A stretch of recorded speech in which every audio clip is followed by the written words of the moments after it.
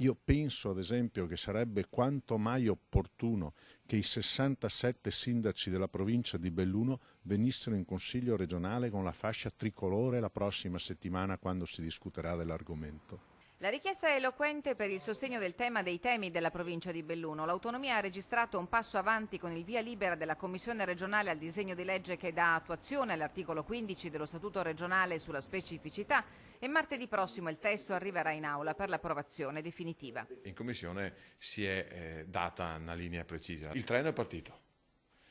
E in senso metaforico speriamo che non sia un treno con grandi ritardi e che non perda praticamente i locomotori. Il consigliere Sergio Reolone esprime a chiare lettere la necessità che oggi più che mai serve un atto di responsabilità di tutto il territorio e con l'esponente del PD ci sono i colleghi Dario Bond, Forza Italia per il Veneto e Matteo Toscani, Lega Nord. In questa fase il territorio deve rimanere unito e coeso, dicono all'unisono. Bisogna viceversa che anche il territorio bellunese sia compatto e unito, che non ci frammentiamo in posizioni diverse, in battaglie ideologiche che fanno il male al territorio.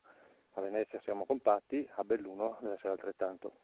Il disegno di legge dà attuazione all'articolo 15 dello Statuto che conferisce alla provincia di Belluno poteri e risorse tra l'altro in materia di risorse idriche ed energetiche, viabilità e trasporti, governo del territorio, agricoltura e turismo, oltre a norme di semplificazione per i pubblici esercizi e la premialità montana in materia di sussidi, contributi e sovvenzioni.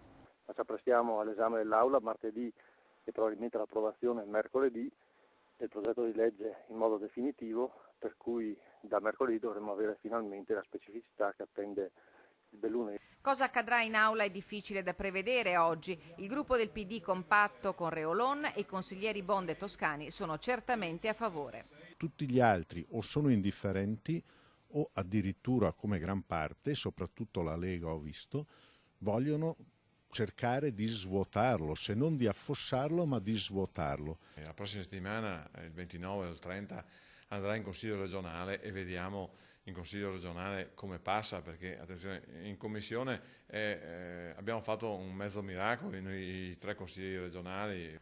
Le prime reazioni in provincia di Belluno sono tutte sottolineate da cauto ottimismo. Per il presidente degli industriali Cappellaro servono garanzie sulle risorse e una prova di maturità di tutti i sindaci attesi al banco di prova dell'elezione del prossimo presidente della provincia. La regione, dice il presidente di Confartigianato, per ora ha fatto il suo dovere. Ora attendiamo le risposte da Roma, dove la partita delle riforme è appena iniziata.